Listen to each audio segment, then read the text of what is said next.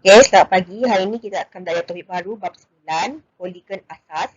Topik pertama adalah 91 poligon. Topik kedua adalah sifat segitiga dan sudut pedalaman serta sudut keluaran segitiga. Okay, kita pergi standard pertama iaitu 91 poligon. Objektif pembelajarannya adalah yang pertama menyatakan hubungan kait antara bilangan sisi, bucu dan penjuru poligon.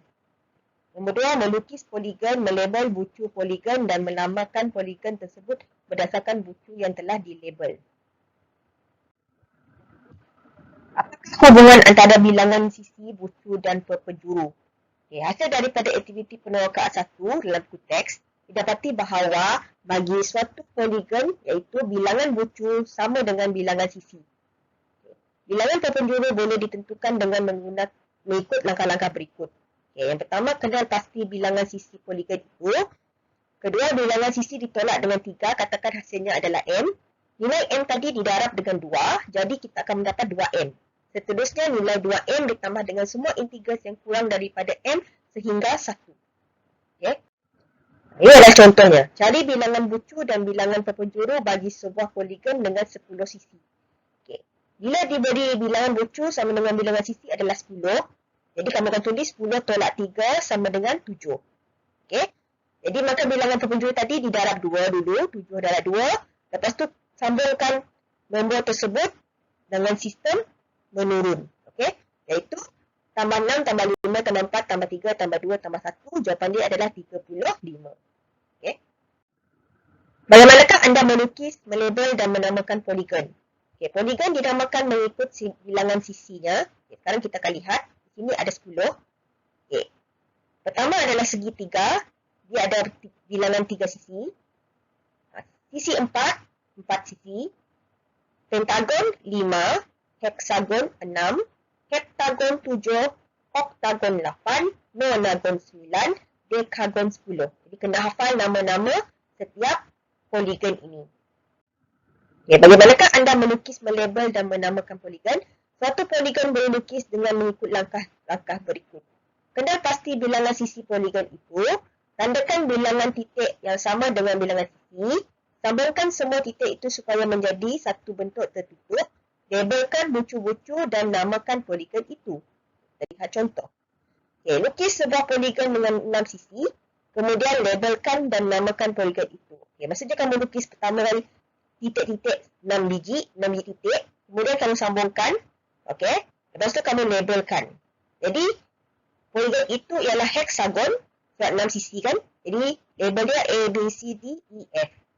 Pastikan tiada 3 atau lebih titik ditandakan sebaris semasa melukis suatu poligon. Maksudnya jangan ada garis lurus lah. Dia mesti macam bentuk bulatan sikit. Okay. Yang kedua adalah sifat segitiga dan sudut pedalaman serta sudut keluaran segitiga. Okay. Yang pertama adalah mengenal dan menilaikan sifat geometri bagi pelbagai jenis segitiga. Seterusnya, mengkelaskan segitiga berdasarkan sifat geometri. Okay. Kedua, membuat dan mengesahkan konjektur tentang hasil tambah sudut pedalaman, hasil tambah sudut pedalaman dan sudut peluaran bersebelahan, hubungan antara sudut peluaran dan hasil tambah sudut pedalaman yang bertentangan suatu segitiga, dan ketiga adalah menyelesaikan masalah yang melibatkan segitiga. Okay. Apakah sifat segitiga?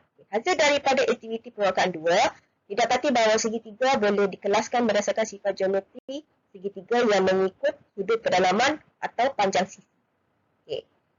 Kena hafal ini ya. Okay. Yang pertama adalah segitiga sama sisi. Okay. Jadual A dikelaskan mengikut sifat sisi. Okay. Segitiga sama sisi ada 3. Macam mana nak dari 3? Ada 1, 2, 3. Macam tu. Okay. Itu adalah faksi simetri. Semua sisi adalah sama panjang. Semua sudut pedalaman adalah 60 darjah. Okay. Segitiga sama kaki. Yang ini kita letak satu saja. Sebab bila kita lipat, hanya satu saja bahagian yang nampak.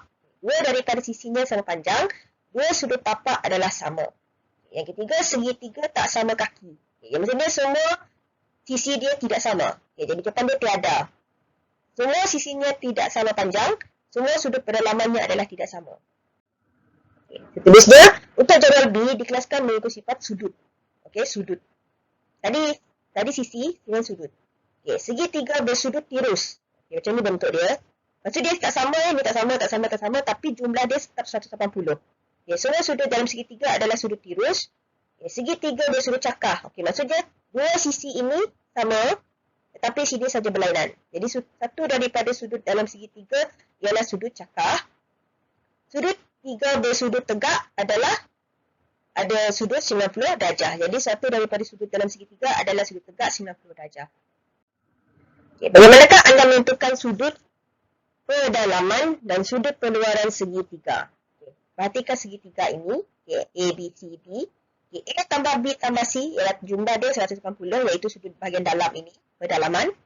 Okay, C tambah D yang ini, sudut pelengkap. Okay, sudut bersebelahan iaitu 180. Okay, D, kita nak cari sudut penluaran kat luar. Okay, kita just tambah dengan A dengan B. Itu kena hafal Dia nak cari D ni, kita tambah A dengan B saja. Okay, hasil daripada aktiviti 3 didapati bahawa bagi satu segitiga, hasil tambah sudut-sudut pendalaman ialah 180. Hasil tambah sudut pendalaman dan sudut penluaran bersebelahan ialah 180. Sudut penluaran adalah sama dengan hasil tambah dua sudut pendalaman bertentangan. Okay, apa yang cikgu jelaskan tadilah, dia ada yang ini dalam perkataan. Okay, ini adalah contoh cari nilai X bagi setiap darjah berikut. Okay, contoh ini semua sudut pendalaman. Jadi kita cari nilai X kan. Jadi sudut pendalaman adalah 180. A, B, C. Ingat tadi kan? Jadi 92 tambah 37 tambah X sama dengan 180. 129 tambah X sama dengan 180. X sama dengan 180. Tolak 129 bersamaan 51. Okay, B adalah contoh seterusnya. Apabila X kita di bahagian penluaran. Okay, jadi di sini adalah A dengan B kita tadi. Ingat tak tadi? Okay, jadi kita tambahkan saja 79 tambah 28 akan jadi 107. Okay, ini adalah dalam bentuk penyelesaian masalah. Dalam ajar di sebelah PQRS ialah garis lurus, hitung nilai X dan Y. Ini X, ini Y. Okay, dia adalah sudut cakar. Okay, tengok tambah tanda.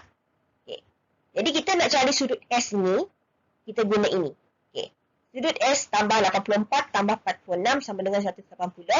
Jadi sudut RST sama dengan 180 tolak 84 tolak 46 tadi dapat 50. Jadi S kita di sini 50. Kan dia kata sama kan? Jadi maksud dia kalau sini sama 50, sini pun sama 50. Okay, jadi dapat tak cari X? Boleh kan? Jadi X tambah 50 sama dengan 180. Jadi 180 tolak 50 dapat 130.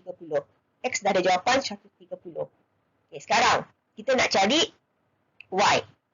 Okay, sekarang kita nak cari Y. Kita guna, kalau ini 50, ini pun 50.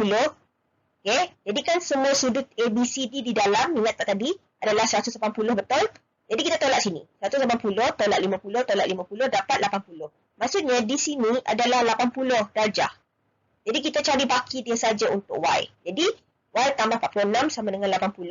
Y sama dengan 80 tolak 46. Jadi jawapan dia 34. Harap kamu faham. Okay? Okay, ini adalah latihan tambahan. Okay, sila buat dalam buku latihan kamu. Kamu tulis dan kamu lukis.